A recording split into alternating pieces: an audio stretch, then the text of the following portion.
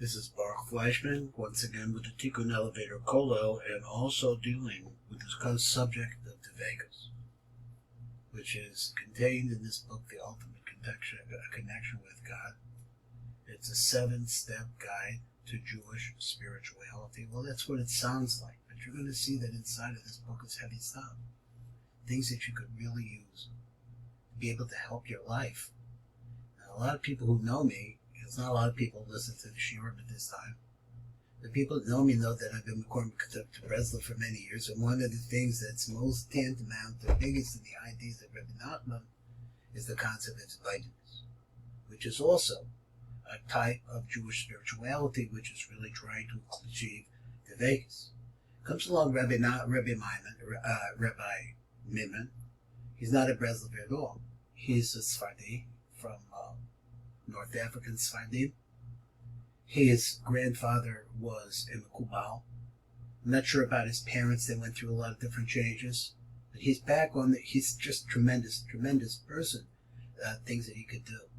So now he's trying to help us, trying to help me. And that's why I'm going to open up the book and read a little bit more in this. See if it could help. So now we're in this place. This is the introduction. This is his second introduction, he says. He wants to talk to B'nai about the B'nai Nevi'im, the school of the prophets. So let me bring my camera down lower. This is this kind of camera so we can see it really, really good in case you don't have the book, but I really recommend it's not expensive. I really recommend you get this book, read through it one time, come back and listen to it again, maybe like what we're doing now. Now he goes and he says like this. First of all, we're talking about the B'nai Nevi'im, the school of the prophets. He says the commandment of the Vegas B'Shem, that is bonding to the Creator, enables an individual to develop the proper spiritual skills and practices in order to have a direct, personal, spiritual encounter and experience with our beloved Creator. The methods and manners of such spiritual skills have long been an integral part of traditional Torah learning and performing the necessary mitzvahs. Throughout the centuries, literally since the days of Moshe Rabbeinu himself, prophecy and later Ruach HaKodesh was a daily spiritual occurrence. Even today we have those spiritually focused souls who are inspired with the divine impression, thinking of Rabbi Mimran, enabling them to be in the presence of the divine. An important point should be mentioned that most people are not usually gifted to be in contact with the spiritual world. Life, I guess he means life is hard. And so as a result of that, we have to pay attention to the dangers. In the olden days, one had the opportunity to attend special schools established exclusively for this purpose, to excel in this domain, since this could not be achieved on one's own merit.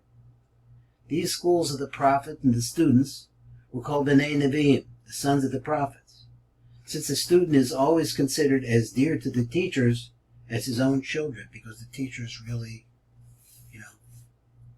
bond with their students. In other words, one who sought to bond with Hashem and experience the divine presence had to join a school of fellow colleagues who, under the direction of the experienced master prophet, trained the novices in the art of spiritual realities and the methods and techniques used to experience them. This prophetic training program required the beginning prophet to adopt a rigorous set of training rules aimed at reorienting his mind and consciousness to cultivate within him the sensitivity of subtle spiritual realities unseen and unknown by the common person. Trainees were trained in the science of consciousness and manipulations. Now, what does that mean? They cultivated an awareness of the subtle nuances of the spiritual forces that underlie physical forms. Let me read that again. They cultivated an awareness of the subtle nuances of the spiritual forces that underlie physical forms that cause the flow of all things here on earth. So in other words, the way that I normally say this is that they understood panemius. It's something inside of the physicality that makes it be. They were able to see the nuances of that. In reality, the student prophet had to learn to experience an alternative reality existing side by side with this, our world. The passageway was not via some external means, but rather through a secret inner passage through the inner recesses of the mind. With a lot of practice and patience, right? The student would be able to transcend the realm of the inner mind until eventually achieving an experience of the outermost limits that the human consciousness can perceive. Expanded consciousness. At this junction is where the student would have transcended spiritual experience.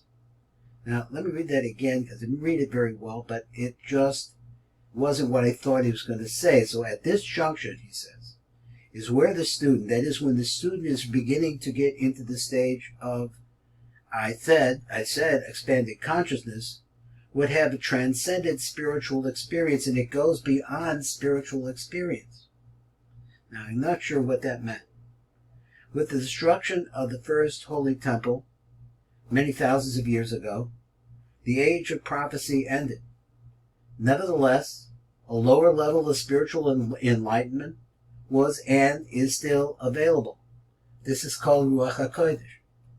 Since the days of the Holy Temple, aspiring students of prophecy have never been dissuaded from the lower forms. They've never said that the lower forms don't work, and levels of accomplishment that the epoch of the exile, let me get these words back again. So let me read back again just a little bit so I can get this. Since the days of the Holy Temple, aspiring students of prophecy have never been dissuaded from the lower forms and levels of accomplishment that the epoch of the exile has brought upon the Jewish people. I think what he meant is that the same energy, the Jewish people still have an energy to come close to be David to Hashem. The prophetic were nevertheless transmitted through the ages until today by a small circle of spiritual seekers. Now, I think it was a little grammatic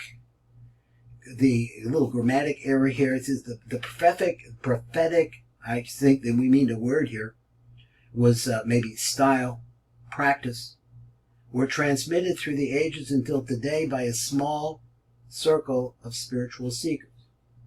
So he says that there is still people that are getting involved in Ruach HaKodesh, and he's coming over here to tell us and teach us. So he said the method and techniques used to expand human consciousness, enabling it to experience and embrace spiritual reality, have been well preserved in Torah literature. These techniques and their practices are considered vital because only they enable one to fulfill the important biblical commandments of Dvekus. Mitzvahs aseh d'oraises. This is a Torah commandment. Bonding with Hashem. And that's the shir in Rabbi Mimran. We're getting close. We're about to start. And we'll see what else is going on. This is Baruch Fleischman for the Tikkun Elevator Call Out. And some of this will come out on the Dvekus channel of Rabbi